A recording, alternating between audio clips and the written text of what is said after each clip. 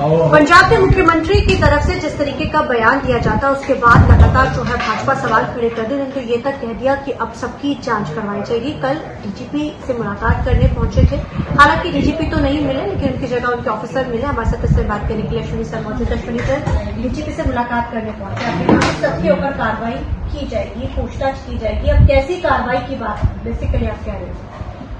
ऐसा है कि अगर किसी प्रदेश का मुख्यमंत्री बम ब्लास्ट जलंधर में होता है, अमृतसर में होता है, उस पर इतनी हल्की टिप्पणी करता है और बीजेपी पे इल्जाम लगाता है कि ये ब्लास्ट बीजेपी ने पॉलिटिकल लाभ लेने के लिए जलंधर और अमृतसर में करवाया, और उसी सरकार का डीजीपी कहता है कि ये पाकिस्तान का हाथ है, आईएसआई का जी की नाम आ रहा है। विरोधाभास आया दोनों में। तो हम लोग कल डीजीपी के पास गए थे, हमने कहा कि अगर बीजेपी दोषी है तो उनको भी गिरफ्तार करो, और अगर मुख्यमंत्री ने कोई बात कही है तो उनके पास कोई जानकारी होगी। जहां तो आपके पास जानकारी नहीं है, गलत आपकी जानकारी, जहां उनकी जानकारी गलत है।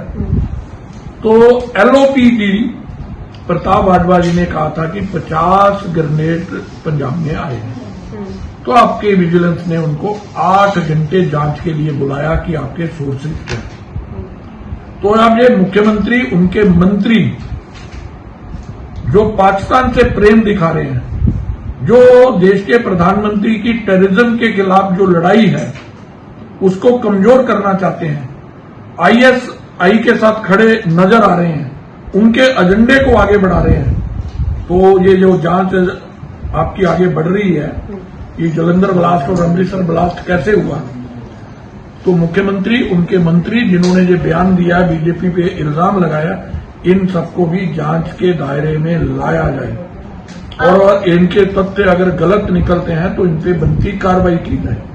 जहां मुख्यमंत्री और उनके मंत्री हर एक प्लेटफॉर्म पे पंजाब से, पंजाबियों से और देश से माफी मांगे। सर, अमन अरोड़ा की तरफ से भी आज जो है आरोप लगाए गए हैं, कहते हैं मुझे फंसाया जा रहा है, मेरा बड़ा करीबी दोस्त है। ईडी ने कल जो कार्रवाई हुई थी, जो जांच जो रहा, उसमें जो जिस तरीके के साथ देखा गया ईडी की कार्रवाई, कहते कि आधे घंटे पहले जो प्रेस नोट था उसमें मेरा नाम नहीं होता है, ना गौतम दी का नाम होता है, लेकिन आधे घंटे बाद प्रेस नोट में मेरा नाम आ जाता है। कहीं न कहीं हमें कमजोर करने की या फंसाने की साजिश करने की तैयारी, लेकिन हम हर चीज के लिए तैयार है। जहां जहां इलेक्शन होते हैं ये चीजें बड़ी आम होती है। यहां तक तो ईडी की कार्रवाई कर कल पूरे हिंदुस्तान ने और पूरे पंजाब ने देखा है। पानी की बारिश तो सुनी थी, ओले गिरते भी सुने थे, लेकिन नोटों की बरसात कल पहली बार पंजाब में देखी है और ईडी की जांच चल रही है। मैं केवल इतना कहना चाहूंगा कि अगर पाक साफ है सारे, तो कोई घबराना क्यों?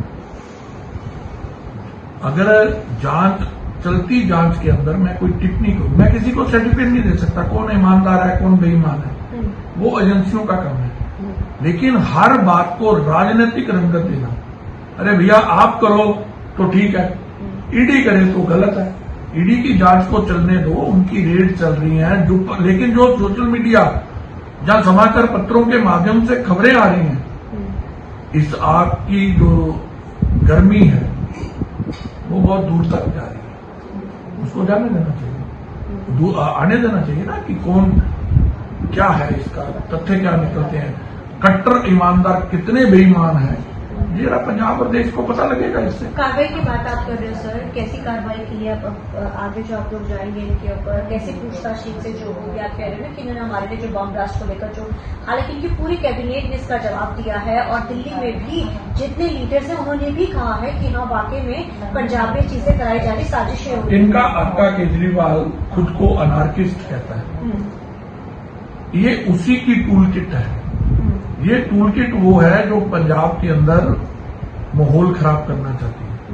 मैं इन पे इल्जाम लगाता हूं कि खालिस्तान के आका जो बाहर बैठे हैं, वो अगर एक लेटर लिखते हैं कि आपको हम पैसा भी भेज रहे हैं, आपकी सपोर्ट भी कर रहे हैं, आपकी सरकार आएगी तो हमारा एजेंडा चलाना, कहीं ये वो एजेंडा तो नहीं चला रहे।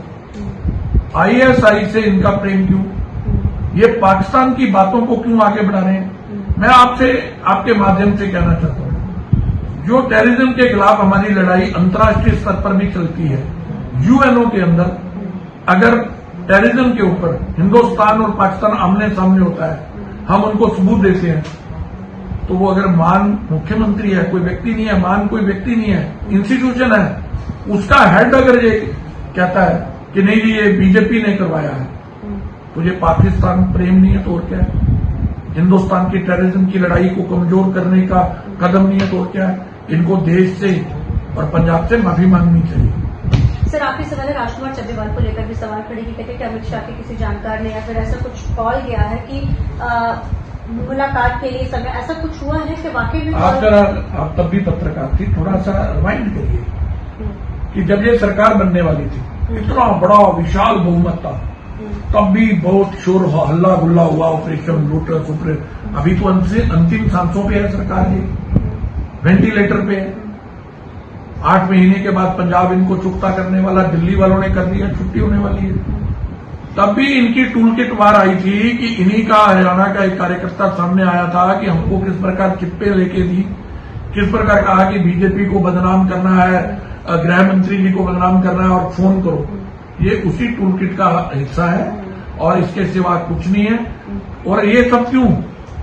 क्योंकि मान साहब ने जिस प्रकार सदन की गरिमा को तार तार किया है, मदहोश होकर वहां गए हैं, पंजाबी और हिंदुस्तान का ध्यान उन बातों से हट गए, इसलिए इस प्रकार की हल्की राजनीति आम आदमी पार्टी कर रही है।